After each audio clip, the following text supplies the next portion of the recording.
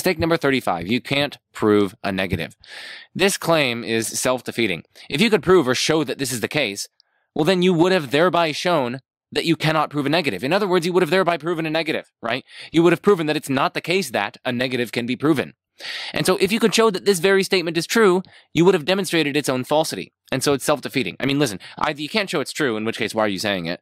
It's not going to be justified.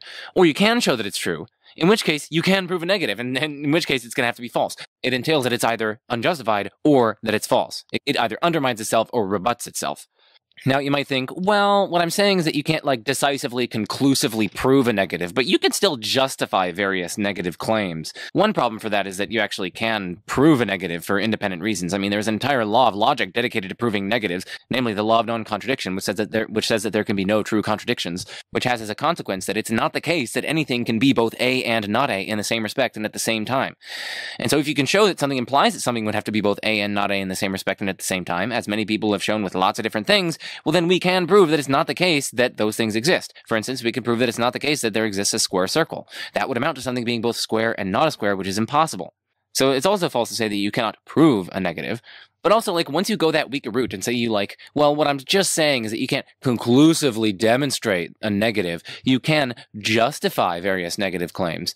Once you say that, well, then you're kind of zapping this motto of its force.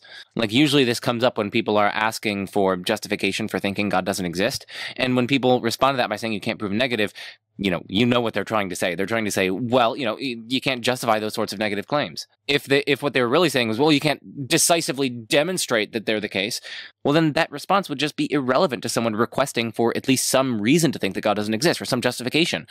And in any case, literally any universal generalization is equivalent to a negative claim. Right? If you say all Fs are G, you're saying that no Fs are non-G. If all cats are white, then no cats fail to be white. That is, no cats are non-white. And, of course, we can definitely know various universal generalizations and show them to be true. For example, that all electrons are negatively charged, that all humans are animals, and so on. And notice that these are all equivalent to negative claims, right? To show that all electrons are negatively charged, you will thereby show that there are no non-negatively charged electrons.